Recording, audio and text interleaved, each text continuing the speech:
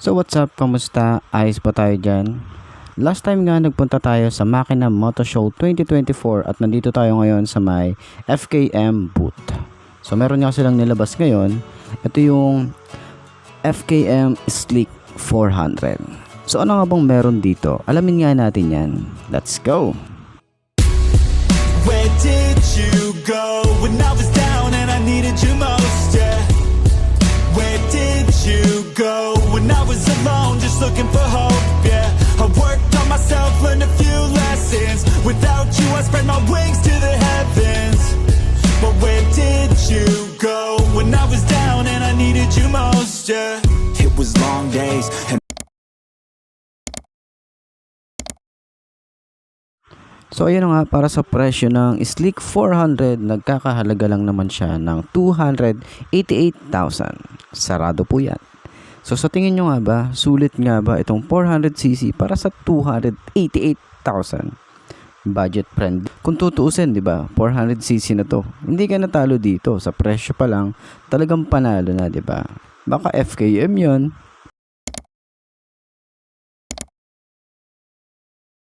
So ayun na nga, para sa kanyang engine, meron itong 4 bulbs, naka-liquid cooled na rin ng isang to. At ito ay 400cc na may maximum power na 27 kilowatts at 7,700 RPM na meron tong maximum torque 37 Newton meter at 6,000 RPM. EFI na rin ang isang to. Para naman sa kanyang front suspension, naka-telescopic fork tayo rito at sa rear naman ay naka-dual shock absorber tayo. Sa front tires, 120/70 by 14, tubeless na rin to. At sa rear naman, na meron tayo ritong 150/70 by 13, tubeless na rin to. Para naman sa braking system nito, sa front and rear, naka single disc brake tayo rito. At syempre, naka dual channel ABS na ang isang to. Astig, diba? Magandang features yun. Para sa overall dimension nito, meron tayo ritong 216.6 by 77 by 136.6 cm. Sa wheelbase, meron tayo ritong 154.8 mm. Sa seat height, meron tayong 745 mm. Ground clearance, 140 mm. So medyo mabigat to. Meron itong 200 kilograms yung kanyang weight. Pero sa fuel capacity, meron tayong 13.5 liters.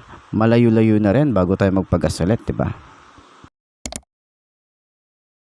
So para naman sa available color variant, meron lang tayo ritong kulay white. So update ko kayo kapag meron tayong mga bagong kulay na ilalabas si FKM.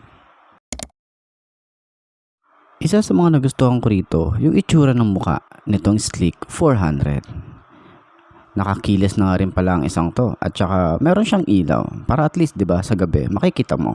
Ito ay combination ng analog and digital panel. Ito nga pala ay naka TFT display na rin. Maganda rin yung style dito sa kanyang panel. Sobrang liwanag nga rin pala ng headlight nito at lahat ng ilaw nito ay naka LED na. Pati yung kanyang signal light at yung tail light nito naka LED na rin. Malaki ang itsura ng kanyang tail light, so kitang-kita to lalo na sa gabi. Ganito naman ang itsura kapag naka-on yung high beam niya.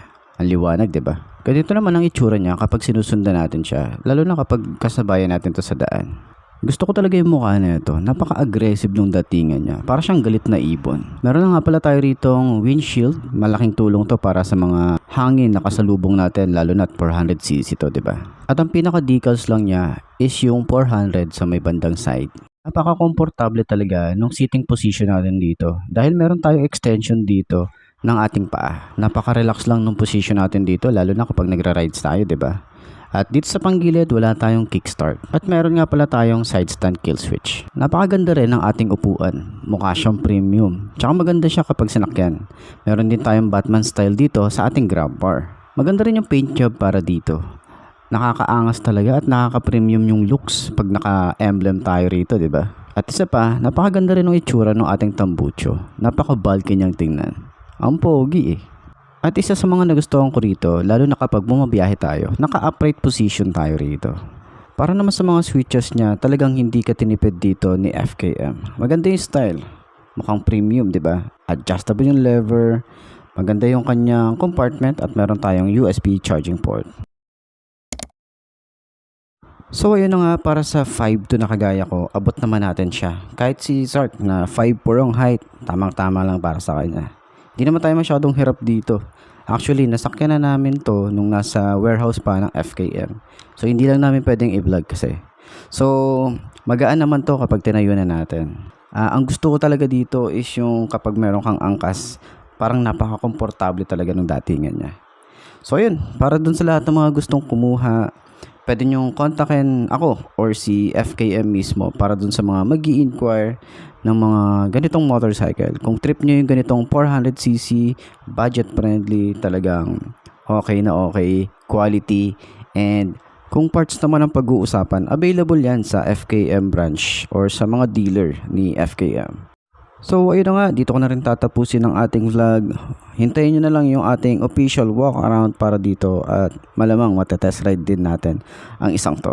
So ngayon, ito muna yung papakita natin at maraming salamat sa lahat ng mga nanonood ng ating video. No? Maraming salamat sa inyo. Sobrang na-appreciate ko talaga yung panonood nyo. So ayun, hanggang dito na lang. I'm Mark D. Ciao. Babush. Where did you go when I was alone, just looking for hope? Yeah, I worked on myself, learned a few lessons. Without you, I spread my wings to the heavens. But where did you go when I was down and I needed you most? Yeah. It was long days and long nights, battling with demons, so tired from the fights, yeah. I was struggling to make ends meet, thought I had you on my team, now the feeling's bittersweet, cause I look back now, and it looks different. I was trying to win for us, but you had a different mission. Just listen, I fought hard every day. You gave away someone who would follow you into the grave. Where did you go when I was down and I needed you most, yeah? Where did you go when I was alone, just looking for hope, yeah? I worked on myself, learned a few lessons. Without you, I spread my wings to the heavens. But where did you go when I was down and I needed you most, yeah? Life's looking good now, cut out the negative. It stays away if you make sure not to let it in. A different purpose, I'm a different person. I've been working on myself, built a new version. The best revenge is having success, so what's next? Goddamn, I've been feeling real blessed to be alive, to be in this life. I got a new chance to move on and thrive. So I'll stay strong, I'll live life. I'll be wrong, I'll be right. I'll work hard, see new sights. I'll look deep, yeah, inside. And I'll never look back with any regret. I always tried, always did my best. Pass or fail, at least I took the test. Now I'm just ready for what's next. Let's go!